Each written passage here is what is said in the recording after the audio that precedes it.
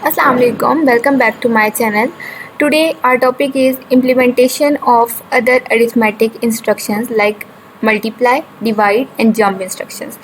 तो arithmetic instructions में से ऐड और सब्ट्रैक्ट हम लोग पहले देख चुके हैं, वो बहुत सिंपली वर्क करती है। हम लोगों ने देखा था कि हम लोग सिंपली कीवर्ड यूज़ कर लेते हैं ऐड का और आगे हम लोग दो वैल्यूज़ कॉमास के साथ लिख देते हैं तो वो सिंपली उन दो वैल्यूज़ को ऐड कर देता है। लेकिन मल्टीप्लाई और डिवाइड की जो अरिथमेटिक इंस्ट्रक्शन ये दोनों हैं, ये थोड़ी डिफरेंटली वर्क करती है एज़ कम्पेयर टू ऐड और सब्ट्रैक्ट के। ठीक है, तो आज हम इन दोनों को देखेंगे और ये जंप इंस्ट्रक्शंस देख लेंगे हम लोग, और इसमें हम लोग कंडीशनल और अनकंडीशनल जंप भी देख लेंगे। सबसे पहले हम लोग देखते हैं मल्टीप्लाई की इंस्ट्रक्शन कैसे काम करती है।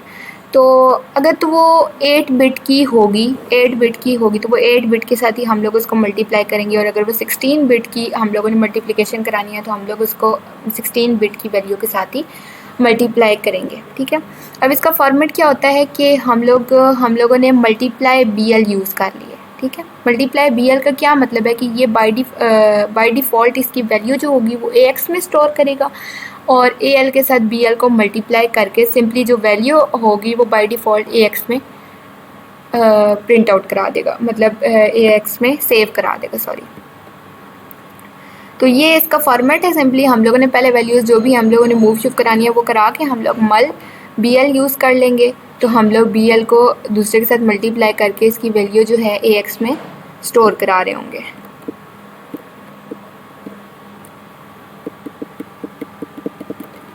ये देखें, अब ये एग्जांपल्स मूव AL में हम लोगों ने 5H मूव करा लिया है, BL में हम लोगों ने 10H मूव करा लिया है सिंपली, और इसमें हम लोगों ने क्या कर दिया है कि हम लोगों ने BL यूज़ कर लिया है, 8 बिट को 8 बिट के साथ मल्टीप्लाई कर लिया है। तो ये इन दोनों को AL को और BL को मल्टीप्लाई करके जो रिज़ल्ट होगा वो बाय डिफ़ॉल्ट AX में स्टोर कर देगा। तो इसको हम लोग इम्यूलेटर में रन करके चेक कर लेते हैं कि वहाँ पे किस तरह से इसकी वर्किंग हो रही है।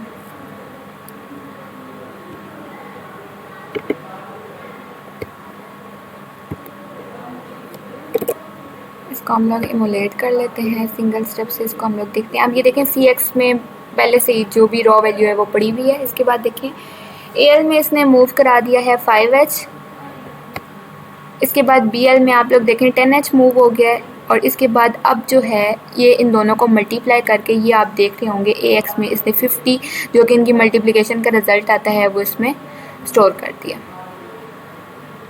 तो ये देख लें आप लोग AX में जो है 50, AL में 50 जो है वो वैल्यू आ गई है, स्टोर हो गई है।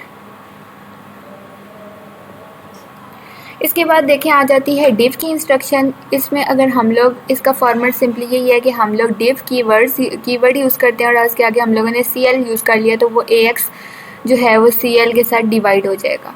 और इसमें ये भी है कि अगर 8 बिट को हम लोग 8 बिट है तो 8 बिट के नंबर को 8 बिट के नंबर के साथ ही डिवाइड किया जा सकता है। ठीक है, तो दोनों 8 बिट्स को के ही हम लोगों ने लेने होंगे इस केस में, और इसके बाद जो वैल्यूज़ आएंगी रिज़ल्ट आएगा वो AL के पास जो है हमारे पास क्वोशंट आएगा और AH के पास हमारे पास रिमाइंडर आ जाएगा। इन दोनों वैल्यू से हमें समझ आ जाएगी कि डिवीजन का जो है वो क्या रिज़ल्ट आ गया। जो भी वैल्यू AL में आएगी वो हमारा क्वोशंट होगा और जो भी AH में आएगी वो हमारा रिमाइंडर होगा।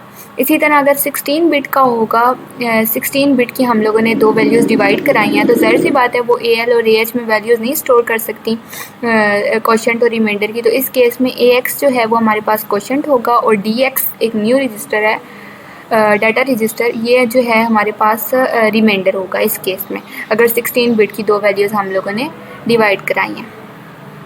इसके बाद आ जाते हैं गेट्स का। तो हमें सिंपली आइडिया है कि नॉट गेट जो है वो हर बिट को जो है वो रिवर्स कर देगा सिंपली, और नेगेशन जो है वो इसका नेगेटिव कर देगा उसका टूज़ कॉम्प्लीमेंट लेके, और एंड का गेट हमें पता है कि सिर्फ उस केस में हमें 1 देगा जब दोनों ऑपरेंड्स की वैल्यूज़ जो है 1 होंगी, अदरवाइज़ वो 0 रिज़ल्ट देगा। इसके बाद आ जाती हैं जंप इंस्ट्रक्शन सिमुलेटर 8086 में फ्रीक्वेंटली यूज़ होने वाली इंस्ट्रक्शंस हैं, और मोस्टली लूप्स के अंदर हम लोग जंप्स की इंस्ट्रक्शंस यूज़ करते हैं, और बाकी जितने भी बड़े प्रोग्राम्स हैं उनमें हम लोग मोस्ट केसेस में जंप की इंस्ट्रक्शंस की हेल्प से ही प्रोग्राम को एग्जीक्यूट करते हैं। तो जंप इंस्ट्रक्शंस जो है वो अब दो तरह की हैं, अनकंडीशनल जंप्स और कंडीशनल जंप्स। जैसे कि नाम से ही शो हो रहा है कि अनकंडीशनल जंप्स में हम लोग कोई भी कंडीशन नहीं देंगे, सिंपली हम लोग जंप का कीवर्ड यूज़ करेंगे और आगे हम लोग कोई भी लेबल लिख देंगे, उस लेबल पे कंट्रोल जो है वो जंप कर जाएगा सिंपली। इसमें कोई कंडीशन नहीं होगी, इसका मतलब ये है कि कोई कंडीशन भी चेक नहीं होगी जंप के लेबल के पास जंप करने के कंट्रोल शिफ्ट करने के पहले। कंडीशनल जंप से हमारे पास कंडीशंस होंगी, अगर तो कंडीशन ट्रू होगी तो जंप होगा, अदरवाइज़ नहीं होगा। जैसे कि हम लोग ये देख लेते हैं, the basic instruction that transfer control to one point to another is jump. Jump unconditional jump का फॉर्मेट ये है कि जंप और आगे लेबल, जहाँ पर हम लोगों ने कंट्रोल को शिफ्ट जिस लेबल के पास कराना होगा वो हम लोग लेबल की जगह पे लिख देंगे।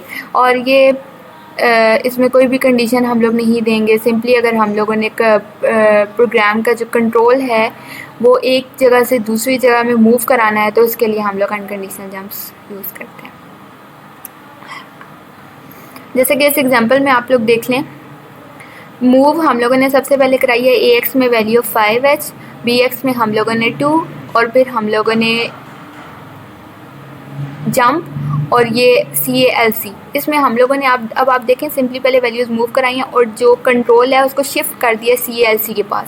तो कंट्रोल क्या करेगा, कंट्रोल CALC के पास आ जाएगा और ये वाली दो इंस्ट्रक्शंस जो इसके नीचे लिखी हुई हैं, ऐड AX BX और जंप बैक, ये वाली इंस्ट्रक्शन एग्जीक्यूट होगी। सबसे पहले ऐड AX और BX, तो ये AX में इन दोनों का रिजल्ट आएगा। उसके बाद ये वाली इंस्ट्रक्शन एग्जीक्यूट होगी जंप बैक, और जंप जो है वो बैक के पास वापस चला जाएगा। बैक के पास जब वो आएगा तो ये जंप स्टॉप वाली इंस्ट्रक्शन एग्जीक्यूट होगी, तो ये जंप कर जाएगा स्टॉप पे और स्टॉप पे प्रोग्राम जो है वो हमारा एंड हो रहा है। तो आप लोग देखें इसमें कोई भी कंडीशन नहीं थी, लेकिन हम लोगों ने क्योंकि प्रोग्राम का जो कंट्रोल है वो शिफ्ट करना था एक पॉइंट से दूसरे पॉइंट की तरफ, फिर दूसरे पॉइंट से तीसरे पॉइंट की तरफ, तो इसलिए हम लोगों ने जंप की इंस्ट्रक्शंस यहाँ पर यूज़ की हैं। इसको एमुलेटर में अगर हम लोग रन करके देखें तो इस पूरी एग्जांपल में हम लोगों ने किया क्या है कि हम लोगों ने सिर्फ एक इंस्ट्रक्शन जो है ये वाली एग्जीक्यूट कराई है, लेकिन हम लोगों ने उसका फॉर्मेट जो है इस तरह से किया है कि हम लोगों ने बार बार हम लोगों ने जंप इंस्ट्रक्शंस यूज़ करके प्रोग्राम का जो कंट्रोल है वो हम लोग एक पॉइंट से दूसरे प्रोग्राम की तरफ शिफ्ट करते रहे। तो इसमें हुआ यही है कि AX और BX को हम लोगों ने ऐड किया है और रिजल्टेंट वैल्यू AX में स्टोर कर लिया है। इसको एमुलेट करके देख लेते हैं। अच्छा, ये देखें AX में जो है वो रिज़ल्ट आ गया है 7। इन दोनों को ऐड करने के बाद जो भी वैल्यू आई है वो यहाँ पर AX में स्टोर हो गई है। इसके बाद आ जाते हैं कंडीशनल जंप्स। कंडीशनल जंप्स हम लोग इस तरह से इसको ले सकते हैं कि मतलब हम लोग लिखेंगे जंप और आगे जो भी हमारा लेबल होगा, लेकिन उससे पहले हम लोग इसमें कंडीशन भी देंगे। कंडीशन देंगे, अगर ये कंडीशन ट्रू होती है तो जंप कर दो, इस तरह से। जैसे ये देखें आप लोग JZ जंप इफ़ 0, अगर रिज़ल्ट 0 के इक्वल है तो आप लोग जंप कर जाएँ उस लेबल की तरफ, अदरवाइज़ नहीं करेंगे। इस तरह से जो कंडीशनल जंप्स हैं वो हम लोग यूज़ करते हैं।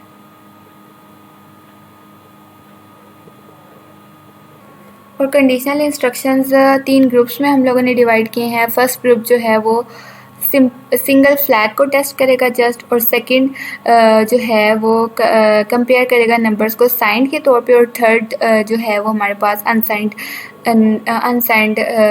को जो है नंबर्स को कंपेयर करेगा।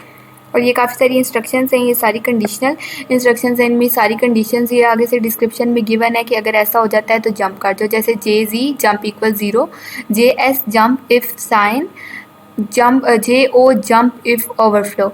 ये हम लोग सारी जो फ्लैग्स की थी वो हम लोग देख चुके हैं इससे पहले, तो अगर फ्लैग्स आपको समझ आ गई हैं तो ये आपको ईज़िली समझ आ जाएंगी। इसके बाद ये एग्जांपल देखते हैं। इस एग्जांपल में हम लोगों ने क्या किया है, सिंपली AL में 25H मूव करा दिया है। इसके बाद BL में हम लोगों ने 10H मूव करा दिया। इन दोनों को हम लोगों ने कंपेयर किया हम लोगों ने यूज़ की है, कंपेयर की इंस्ट्रक्शन हम लोगों ने यूज़ किया और AL BL को कंपेयर कर लिया है।